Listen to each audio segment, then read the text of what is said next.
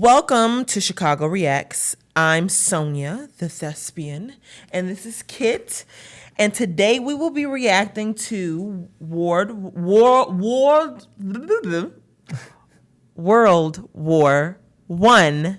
Oversimplified, Part 2.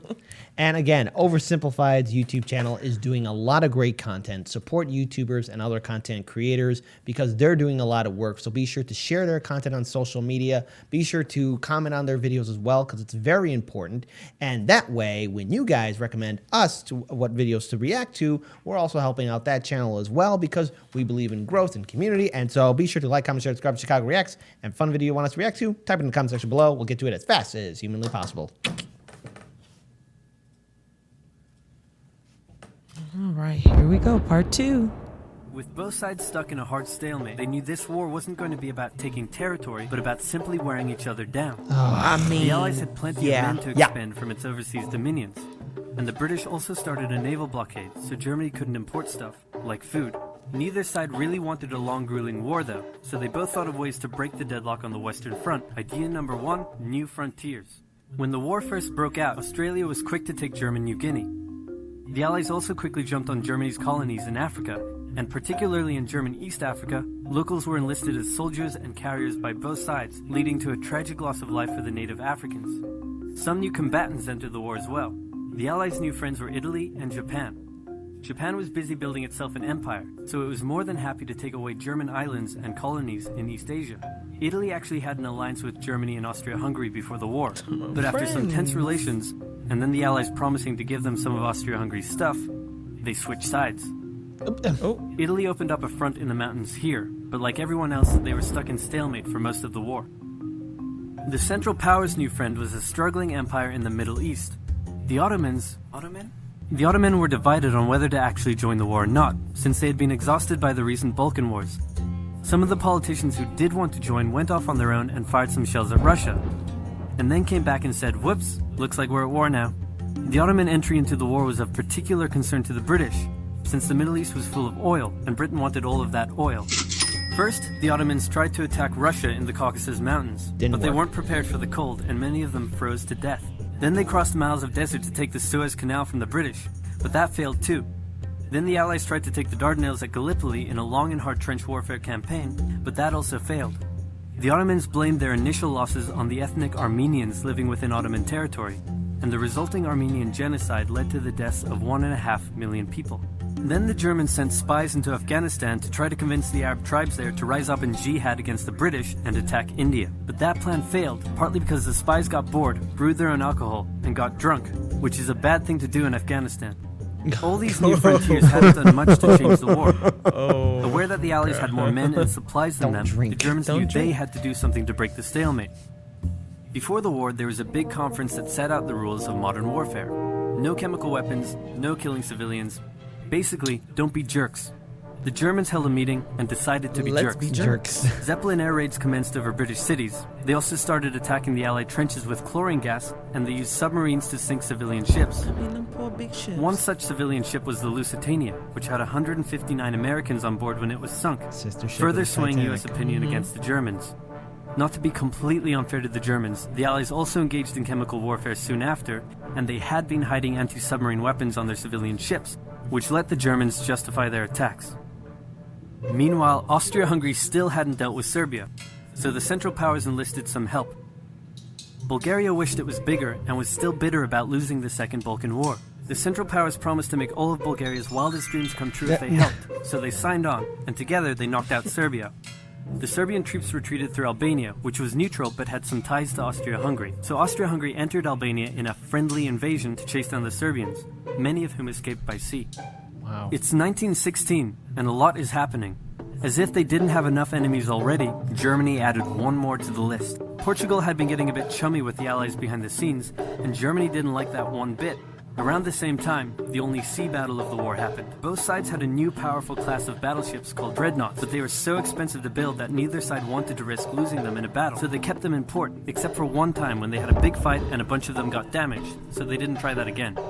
The UK started conscripting men to the army, so they had plenty of reserves, which is just as well because the Western Front was about to get brutal. The longest and one of the bloodiest battles of the war started when the Germans launched an attack around the French city of Verdun. The French defended it desperately, leading to hundreds of thousands of casualties. Under pressure, the French called on its allies to do something to draw the Germans' attention away, so the British started their own long and brutal fight, the Battle of the Somme, with 60,000 British casualties on just the first day.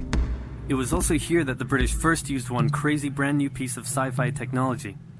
The Russians had been getting pushed back further and further into their own territory, but in response to the French call for help, they began a huge offensive, and did really well until they ran out of supplies and got stuck.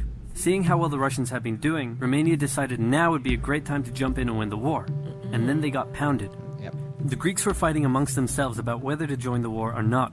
The king liked the Central Powers, while the Prime Minister wanted to join the Allies. After a brief national schism, during which the country split into two, the king finally abdicated and the country reunited. With Allied help, they began a new offensive. In the Middle East, Russia was pushing into Ottoman territory from the north. The British had also made a landing in Mesopotamia to protect Persia's oil fields, and they had also sent a small army up the Tigris River to try to take Baghdad.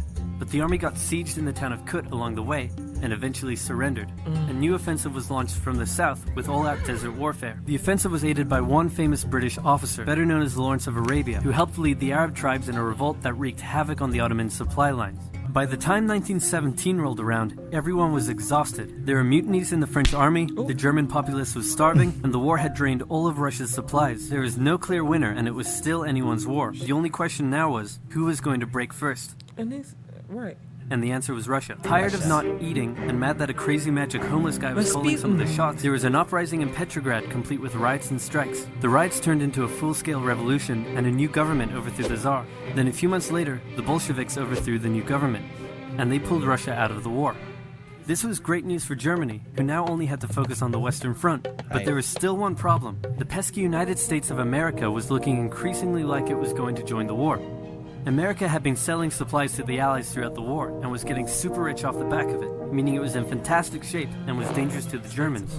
So Germany sent a telegram to Mexico saying, "Wouldn't it be crazy cool if you guys attacked America?" But the British intercepted the message, showed it to the Americans, and that was the final straw. American troops began shipping out to Europe. This was terrible news for Germany, and they knew their only hope now was to force France and the UK to surrender before the fresh American troops arrived. It was now or never, so they started one final attack.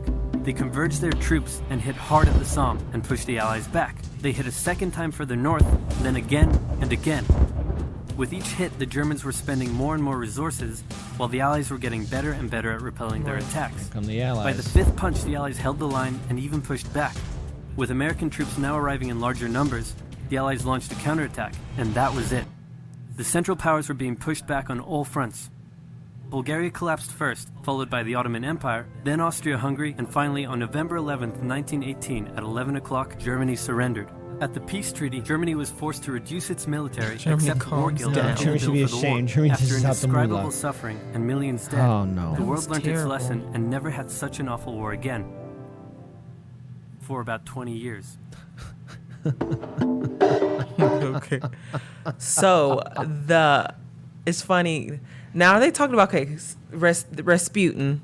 See, I've seen the movie Rasputin by Alan Rickman, who played Rasputin. So are they talking about that same guy, or was it a different Rasputin? That Rasputin, that crazy magician guy who they tried To kill like so H-E-double-L so many times. And he never died. He never died. And Yeah. I guess, spoiler alert, do you want to know what happened to the royal family, or do you want to wait for that for another day, what happened to the Tsar and his... Tell me. You don't know what happened to the Tsar? It was in the movie, so I just haven't seen it since, and because I'm an Alan Rickman fan, I haven't seen it since probably like about 5 years. Last time I watched it, when I had a binge of Alan Rickman movies, Rasputin was one of them. You know what? I don't think I've seen Rasputin. I know, it's a shame. So good. So one, I'm glad that this video did bring up the Lawrence of Arabia. Check out that film. It's great. One of my favorite lines is when he does a charge. He says, "Come on, men, charge!" You know, it's not completely historically accurate, but it's a worthwhile film to see. Obviously, World War I, a very serious conflict. But Oversimplified does bring in its humor. And, you know, I like that there was a combination of humor and information. Exactly. Both in this video That's series. what I like so about them, yeah. it's worthwhile to check out. And that's why, again, it's very important. But it's called Oversimplified. But there's a lot to take in. He mentioned the sinking of the Lusitania sister ship. So, yeah, you learn a lot. You laugh and you think. Yep. So there we go. And that's the best combinations. So I think that's about it. So. All right. Thank you for watching this video with us. Be sure to like and subscribe and to check out our other videos. See you next time. Bye-bye.